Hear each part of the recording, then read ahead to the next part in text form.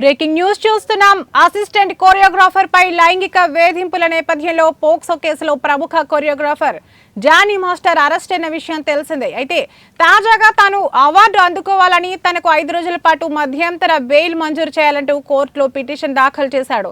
నార్సింగ్ పోలీసులకు ఇచ్చిన 4 రోజుల కస్టడీ ముగియడంతో జానీని మళ్లీ ఉప్పరపల్లి కోర్టులో ప్రవేశపెట్టారు.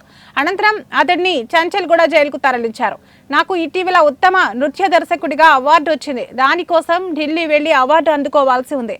అందుకు గాను 5 రోజుల మధ్యంతర బెయిల్ ఇవ్వండి అని జానీ కోర్టును కోరాడు. కాగా ఈ పిటిషన్ పై ఈ నెల 7న విచారణ చేపడతామని రంగారెడ్డి పోక్సో కోర్టు పేర్కొంది. మరోవైపు కొరియోగ్రాఫర్ బెయిల్ పిటిషన్ ను సీరియస్ గా తీసుకున్న పోలీసులు కౌంటర్ పిటిషన్ దాఖలు చేసినట్లు సమాచారం. నిందితుడిని బయటకు వదిలితే సాక్షులను ప్రభావితం చేసే అవకాశం ఉందంటూ అతడికి బెయిల్ మంజూరు చేయొద్దని తమ పిటిషన్లో పేర్కొన్నట్లు తెలుస్తోంది.